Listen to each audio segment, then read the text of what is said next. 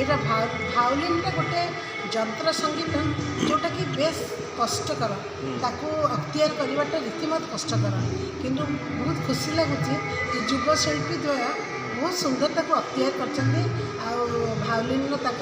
वादनटा समस्त को बहुत भल लगुच श्रोता मैंने बांधी होगी बस भायोलिन वादन पर आमर अच्छी शास्त्रीय संगीतर कार्यक्रम से शिल्पी युव शिल्पी बहुत भल शास्त्रीय संगीतर दक्षता से बहुत भल आज परिवेशन करेंगे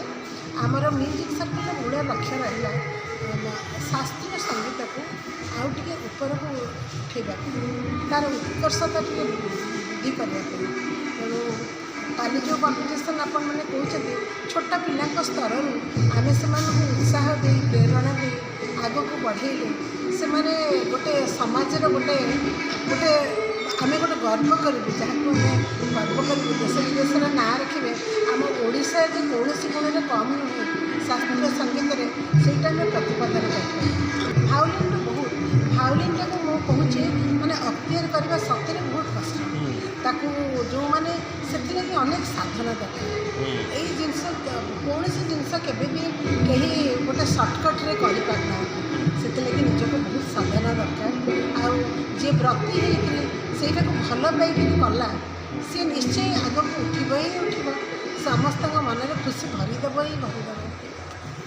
म्यूजिक सर्कल सहित जोड़ी होमर म्यूजिक सर्कल जोटा कि ओडिशा सब युव प्रतिभा को माने नवीन प्रवीण युव प्रतिभा गोटे माने मंच तैयारी करछि जोटा कि हम शास्त्रीय संगीत को खाली ओडिशा रे नुहे देश रे नुहे देश बाहर तार प्रचार प्रसार कर विश्वविदित करने और समस्त शिल्पी मान मंच प्रदान करने कि आम म्यूजिक सर्कल स्थापना होती